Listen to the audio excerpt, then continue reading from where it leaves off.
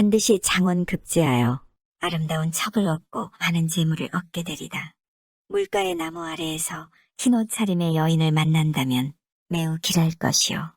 재미삼아 본 점사지만 좋다니 나쁜 것보다는 낫지 않은가 하며 고향을 떠나 과거길에 올랐습니다.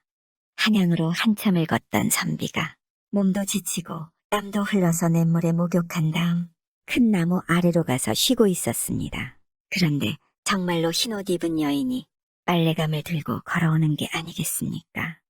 선비가 속으로 기뻐서 말을 붙여보고 싶었으나 못하고 있었습니다.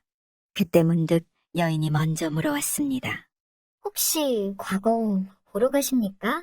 그렇소만. 선비님은 꼭 장원하실 분이십니다. 그게 무슨 말씀이요? 반드시 장원하실 것이니 부디 저를 잊지 마셔요.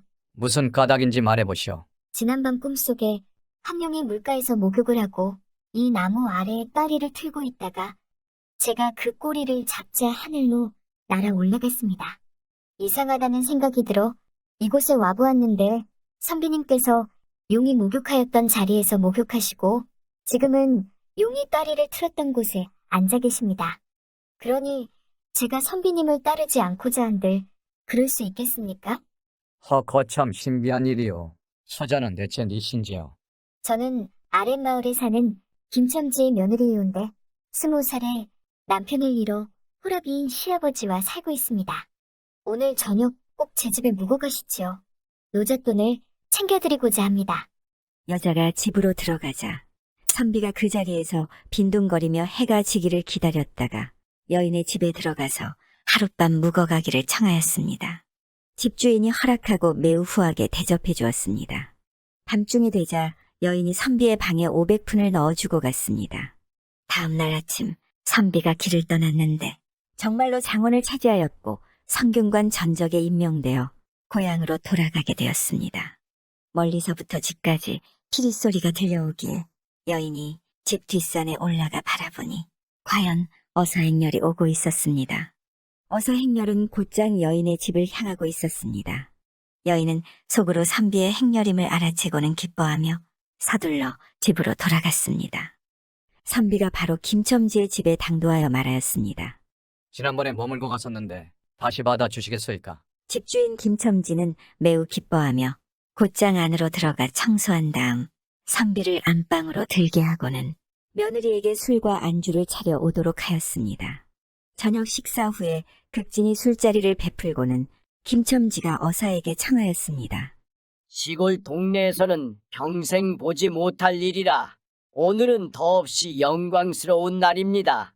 어른, 아이 할 것 없이 모두가 하루 더 머무르시기를 바라고 있습니다. 집안의 젊은 며느리가 청산과부가 되어 눈물로 세월을 보내고 있었는데 이제야 비로소 눈썹을 펴고 입을 열어 마음을 달래게 되었습니다. 하룻밤 더 묵으시면서 하늘과 같은 은혜를 베풀어 주시기를 바랍니다. 서둘러 귀향하려 했으나 과거길에 베풀어준 주인의 뜻을 저버릴 수야 없으니 그렇게 하겠습니다. 그날 밤 밖에서는 떠들썩하게 즐기는 소리가 우레와 같았으나 주인은 선비를 마주하고 앉아 차분히 말하였습니다. 저는 본래 평양 사람인데 이곳에 와 3대에 걸쳐 혈혈단신 의지할 곳조차 없이 살았습니다. 하나뿐인 아들은 일찍 죽었고 젊은 며느리 하나 의지하고 사는데 매우 순박하고 효성스러우며 마음씨가 넉넉하고 착하니 제가 끝내 박복한 사람은 아닌가 봅니다.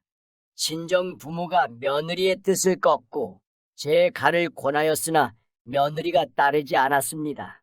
그래도 어르신께서는 며느리 복은 타고나셨나 봅니다. 그런데 근래에 우연히 머슴들이 하는 얘기를 듣자 하니 영감 절이 골골해서 얼마나 살겠는가? 허허, 영감이 죽고 나면 젊은 며느리 혼자 남으니 누가 차지하던 그놈은 복 터진 거지. 하하, 자네가 한번 들이대볼란가? 저는 오늘 내일하는 사람입니다. 저 며느리가 집안을 지키고 정절을 온전히 하고자 해도 반드시 강포한 자에게 욕을 당하거나 그렇지 않으면 스스로 죽음을 택할 것입니다. 감히 우러러 청산과부를 부탁드리니 서울로 가실 때마다 이 집에 유숙하여 주의를 정한다면 며느리가 어사님의 힘에 기댈 방도가 생기게 될 것입니다. 선비가 말하였습니다. 알겠습니다. 집주인이 말을 이었습니다. 주인을 산기로 허락해 주셨으니 제 며느리를 한번 돌아봐 주시기를 청합니다. 아들을 낳게 된다면 저희 집안에 영구히 주인이 생기고 정상과부는 훈일을 잘 처리할 방도를 생각할 것입니다. 저는 죽어도 걱정이 없어 죽는 날이 곧 새로 태어나는 날이 될 것입니다. 어사님께서는 어떻게 생각하시는지요? 선비가 한참을 생각하다가 말하였습니다. 주인을 정하는 거야 괜찮으나 며느리를 돌아봐 달라는 청은 안 되겠습니다. 의리상 어떻게 하겠습니까? 강포한 자의 소나기에 들어가느니 차라리 날 있게 바쳐 좋은 뜻으로 인연을 맺는 것이니 어떻습니까?